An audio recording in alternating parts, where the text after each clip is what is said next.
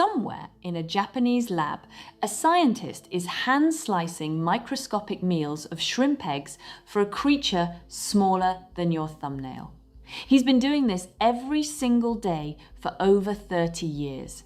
The funding behind that research? Billions of dollars from people like Jeff Bezos, Sam Altman, and Peter Thiel. This is not a conspiracy. This is the biggest arms race in human history. And it started with animals that figured out how to cheat death millions of years before we even existed.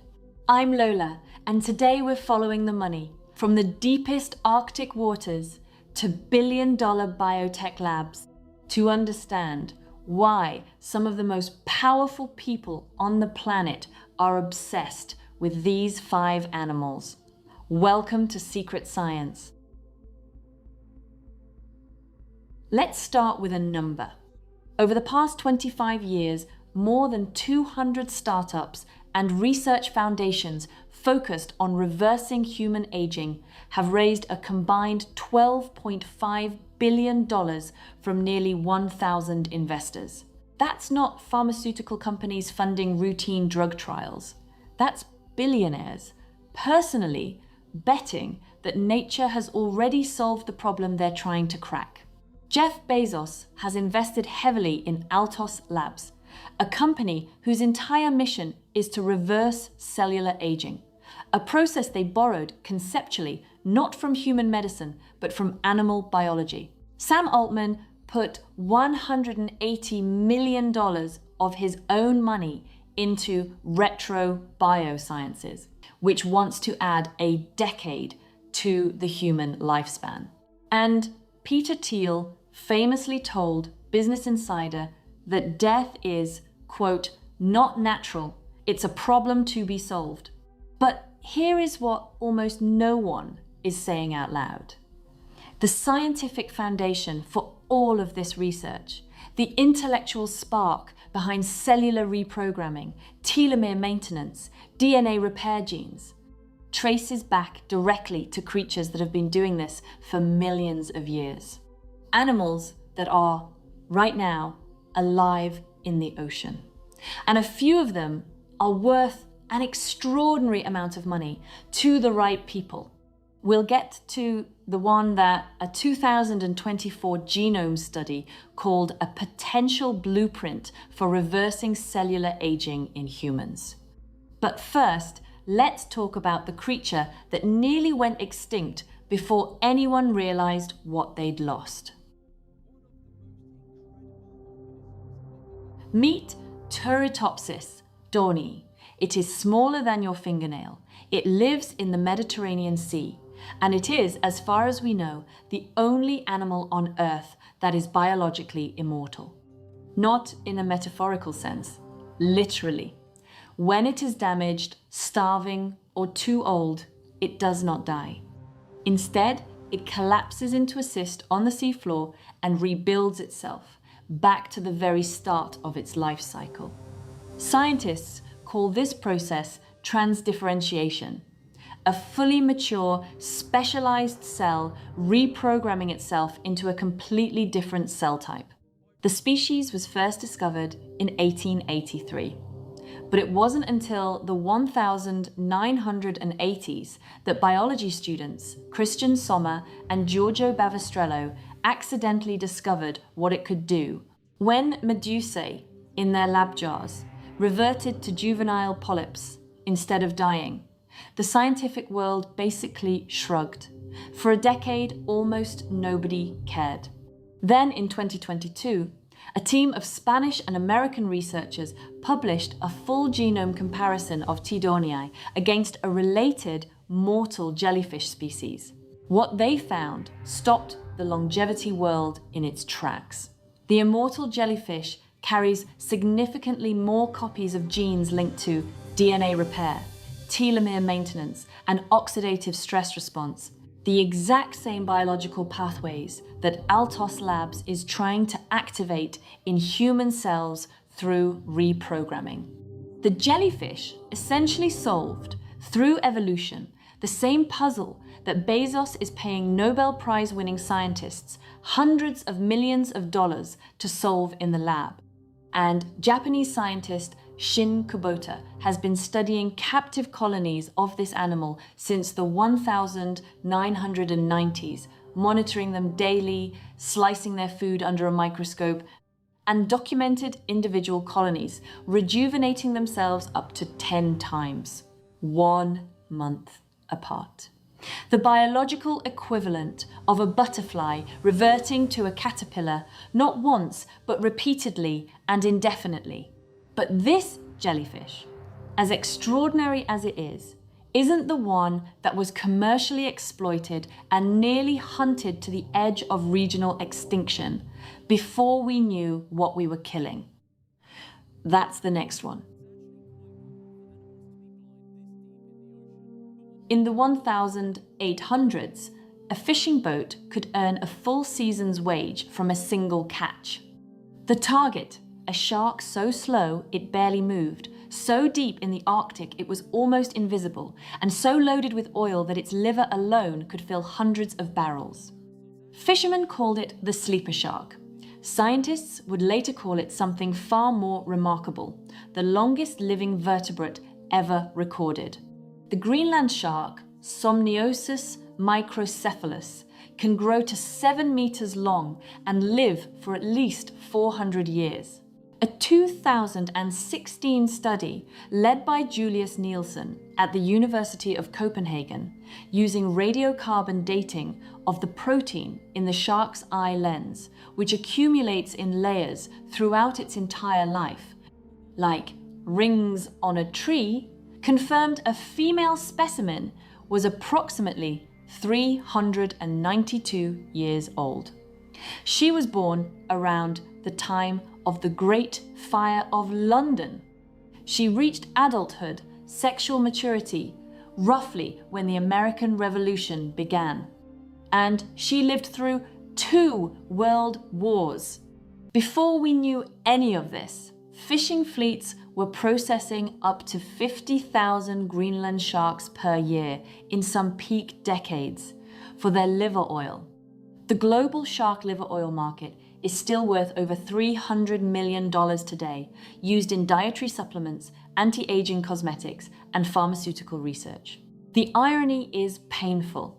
We were slaughtering the world's longest living vertebrate to bottle its liver oil, while its genome contained information that researchers are now desperately trying to understand.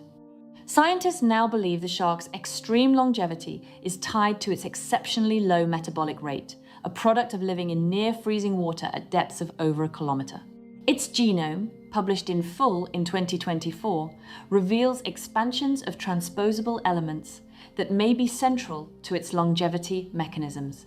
The same year, a paper in Science warned that half of all deep-water shark species targeted for the international liver oil trade are now threatened with extinction, and population recovery is nearly impossible, given that Greenland sharks don't reach sexual maturity until they are approximately 150 years old.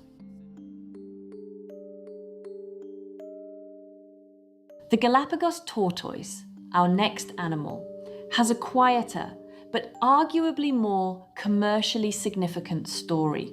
Because its cancer-suppressing genes are already the subject of active genetic research, and the tortoise is very much still alive, the Galapagos giant tortoise routinely lives well over 150 years.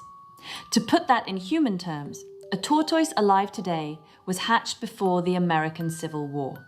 And for most of that time, it was assumed their longevity was simply a curiosity of cold blood and slow metabolism. That assumption ended in 2019. A genetic study led by researchers at the University of Oviedo in Spain and Yale University examined DNA from Lonesome George, the last known individual of his subspecies, who died in 2012, and compared it to shorter-lived vertebrates. They found the tortoises possessed unique variants in genes linked to DNA repair, immune response, and critically, cancer suppression. A follow-up study from the University of Buffalo went further, identifying that tortoise cells carry extra duplicated copies of specific tumor-suppressing genes, and that when exposed to stress-related damage, tortoise cells self-destruct through a process called apoptosis far more readily than cells from other species. Their bodies proactively eliminate cells before they can become cancerous.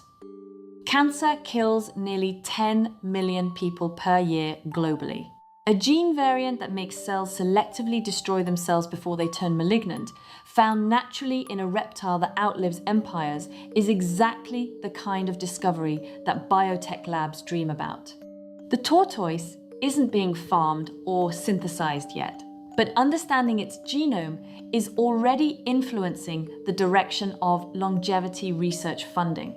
Before we land on the animal that ties this all together, the one whose biology sits at the very heart of what Altos Labs is actually trying to do, let me show you something that most people walk past in a natural history museum without ever knowing what they're looking at.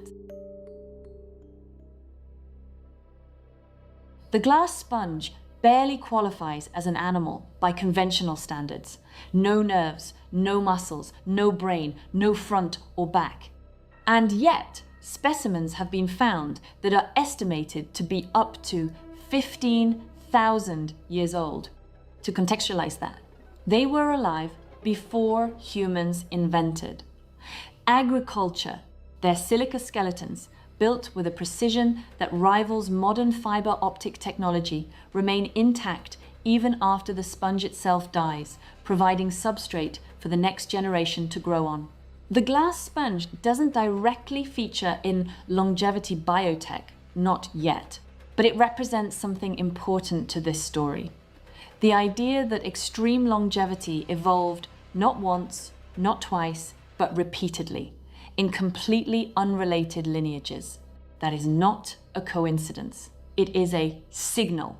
Nature found this answer multiple times, which means the answer is findable.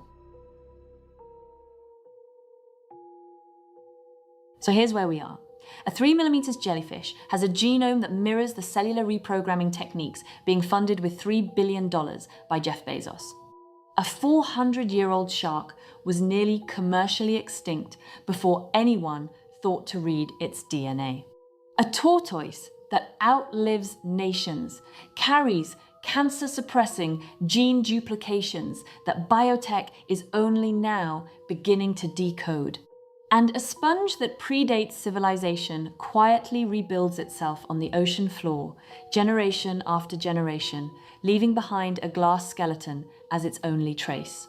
The longevity industry will be worth trillions.